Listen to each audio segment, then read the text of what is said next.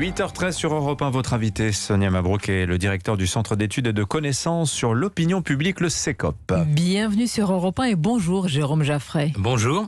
De mémoire d'observateur, de mémoire d'analyste de la vie politique, avez-vous déjà vécu un tel chambardement, si l'on en croit les sondages, qui ne sont qu'une photographie à l'instant T?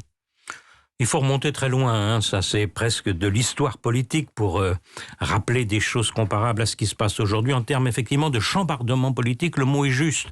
On pourrait évoquer le général Boulanger, on pourrait évoquer le colonel Delarocque, on pourrait évoquer De Gaulle et le RPF, ou la percée de Jean-Marie Le Pen au moment des élections européennes de 1984. Voilà à peu près les récits historiques qu'on pourrait établir. Ça remonte à loin effectivement. Avant d'entrer dans le vif du sujet, entre les dernières fournies de sondages, Jérôme Jaffray, il y a quand même des différences notables dans les intentions de vote pour notamment Éric Zemmour. Est-ce que vous dites ce matin, soyons prudents, soyez prudents?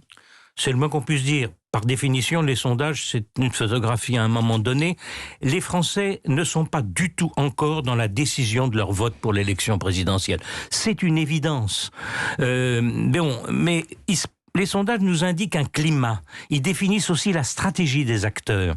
Tout le monde donc se positionne par rapport à Éric Zemmour. C'est une donnée politique et ça signifie forcément quelque chose. Est-ce qu'il y a des certitudes qui sont à balayer? Il y a encore quelques semaines, Jérôme Jaffray, l'affiche du second tour était quasiment installée. C'était Emmanuel Macron, Marine Le Pen. Aujourd'hui, c'est une quasi-certitude qui vole en éclats. Voilà. Quand on dit le sondage d'hier indique que Éric Zemmour se qualifierait pour le second tour, déjà c'est inexact. Compte tenu des marges d'erreur, il y a trop peu d'écart entre trois candidats potentiels pour le second tour, Éric Zemmour, Marine Le Pen et le candidat de la droite ou la candidate de la droite qui se qualifierait. D'ores et déjà, mais ça signifie le fait nouveau. Emmanuel Macron ne connaît pas l'adversaire. S'il se qualifie lui pour le second tour, il ne connaît plus son adversaire. Or tout son calcul politique et le calcul politique de La République En Marche, c'était qu'on allait vers un second tour Macron-Le Pen et que le vote anti-Le Pen allait permettre la réélection de Macron. On ne sait plus, on ne sait peut plus assurer cela. C'est très important, c'est ce que disait il y a quelques instants le chef du service politique d'Europe 1, Louis de Ragnel. On va aller sur la stratégie d'Emmanuel Macron. Lorsque Éric Zemmour, Jérôme Jaffray, proclame qu'il est le candidat de la droite, héritier du RPR, c'est la droite bonapartiste, gaulliste, cette OPA en termes de sociologie électorale, elle vous paraît possible, pertinente ? Au-delà de la sociologie, la réussite de Zemmour, c'est la thématique, c'est les thèmes, me semble-t-il. C'est-à-dire qu'il inscrit la campagne présidentielle dans le récit national. Il parle de la France, alors que les autres candidats présentaient des mesures par domaine. Alors ça pouvait aller de la prime pour les heures supplémentaires à comment le salaire net allait être calculé en permettant une hausse. C'est pas le niveau de la présidentielle tel que les Français le voient. Il s'inquiète de la situation de la France, il s'inquiète de l'abaissement du pays, il s'inquiète d'un certain nombre de problèmes fondamentaux. Et donc, que Zemmour... Alors tout le monde, évidemment, n'est pas d'accord avec les idées de Zemmour, mais il place le débat là où les Français souhaiteraient qu'il le soit, et c'est à mon avis la raison de son impact. C'est-à-dire avec une approche historico-politique, qu'on soit d'accord ou pas, il parle de la France. C'est voilà. Ça son attrait pour vous? Ça, c'est le point majeur. Et puis, l'idée également, alors là, il s'inspire totalement de Donald Trump, l'idée de reprendre le contrôle du pays sur un certain nombre de points majeurs.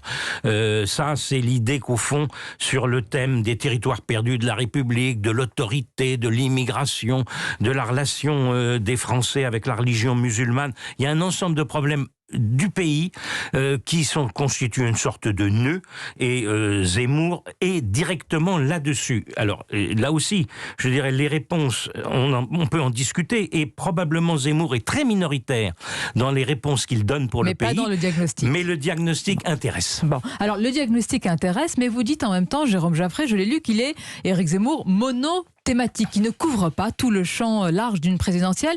À cet argument, lui-même répond que la présidentielle, ce n'est pas le choix d'un Premier ministre ou d'un ministre du budget. D'ailleurs, vous venez de dire qu'il ne faut pas être trop technique. Donc aujourd'hui, un candidat, c'est d'abord une vision. La vision, effectivement, l'a installée, incontestablement. Il y a, pour le moment, assez peu de candidats qui ont une vision. Il y a en plus une usure de candidats qu'on a déjà beaucoup vus. C'est le problème de Marine Le Pen. C'est aussi un peu le problème de Jean-Luc Mélenchon à gauche. Les candidats qu'on a vus depuis toute une série d'élections un tiers moins d'intérêt. Bon, cela dit, vous êtes dans un système où quand même, Zemmour bénéficie du fait qu'il n'est pas encore candidat et qu'il n'appartient pas à la classe politique. Ça, c'est deux choses absolument fondamentales. Donc, il est regardé comme une sorte de gigantesque lanceur d'alerte par rapport aux problèmes du pays. Le jour où il se déclare officiellement candidat, et vous remarquerez qu'il ne cesse finalement de retarder ce jour. C'est son intérêt. Car il profite du moment. Bien sûr. Le moment le sert. Mais le jour où il devient candidat, il rentre dans la classe politique. Et à ce moment-là se pose la question, oui, mais si Zemmour est élu finalement, avec qui gouvernera-t-il? Est-ce que les propositions, est-ce que ce qu'il envisage de faire répond vraiment aux problèmes du pays? Est-ce que c'est de nature? L'un des problèmes principaux du pays, c'est la cohésion nationale, c'est l'unité du pays. Est-ce que ce que propose Zemmour est de nature à renforcer la cohésion du pays ou à l'affaiblir? Voilà des questions qui vont monter si Zemmour est effectivement candidat, ce qui maintenant est évidemment extrêmement probable, et que le jour où il est candidat et placé vers 15-20% dans les sondages, on posera ces questions. Je note, Jérôme Jaffray, l'expression que vous avez utilisée. C'est un lanceur d'alerte. Un certain nombre de Français, sans être zémouristes ou zémouriens, sont inquiets pour le devenir du pays et même de la civilisation. Ils touchent du doigt la fin de quelque chose et ne s'y résignent pas. Est-ce qu'ils voient alors Éric Zemmour comme l'électrochoc simplement pour renverser la table, et qu'il faut renverser cette table, disent-ils? Alors, renverser la table, ça fait longtemps que la table est renversée, à la vérité. Depuis la présidentielle de 2017, elle est renversée et les structures politiques ne sont plus les mêmes. Mais du coup, on voit bien les difficultés des partis politiques traditionnels par rapport à ce que vous venez de dire.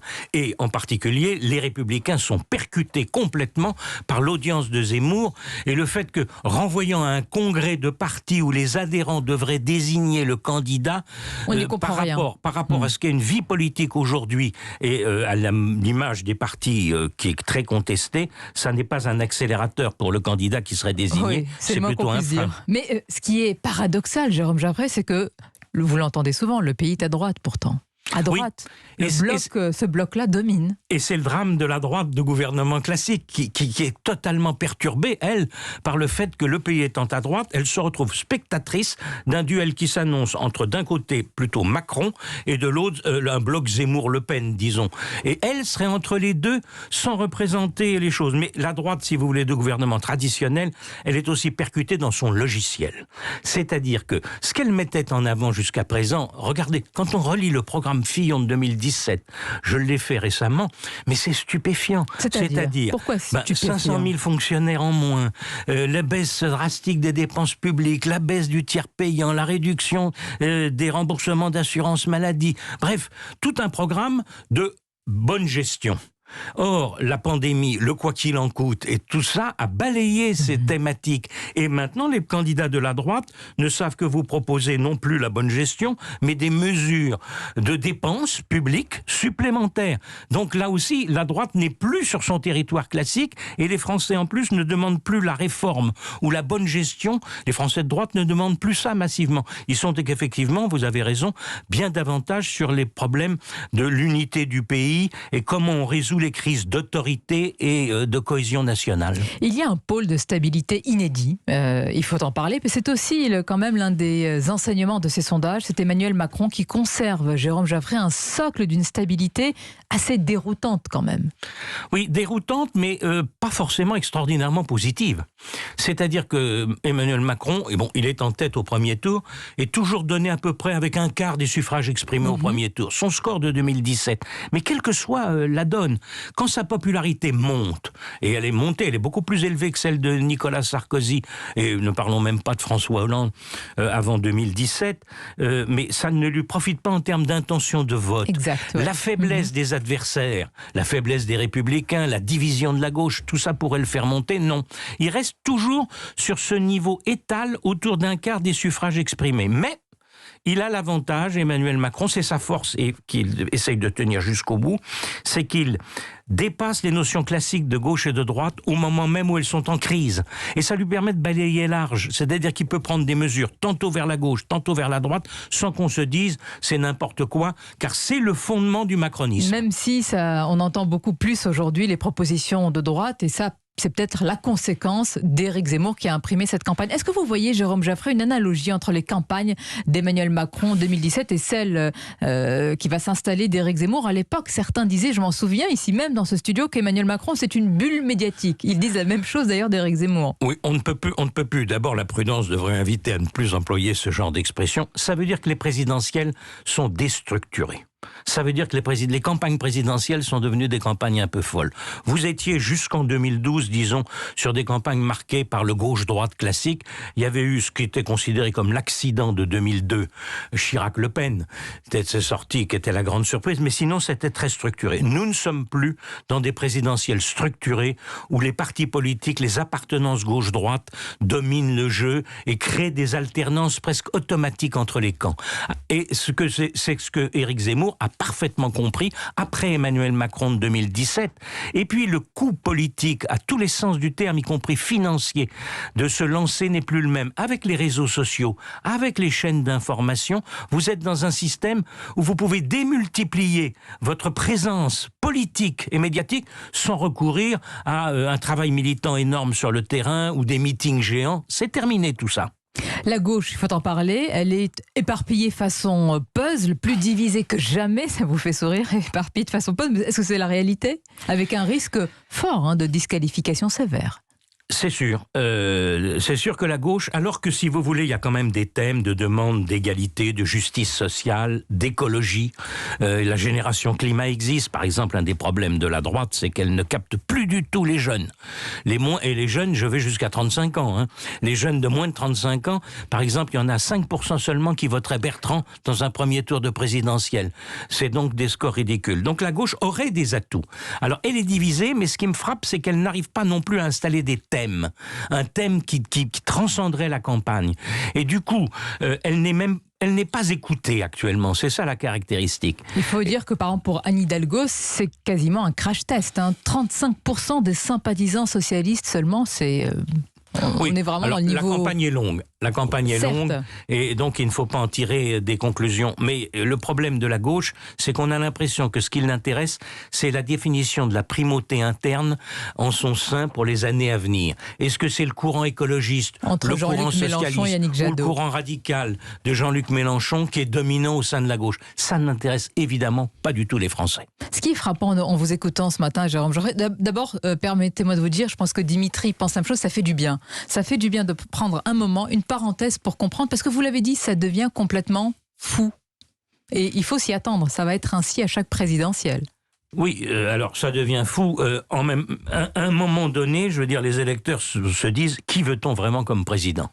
Où se situe vraiment le débat? Et on ne se pose pas encore cette question, c'est ce que vous dites. C'est-à-dire ceux qui nous écoutent ce matin dans leur voiture, chez eux, ne se posent pas encore cette question. Je disais lanceur d'alerte, c'est aussi le rôle de grand perturbateur de la vie politique.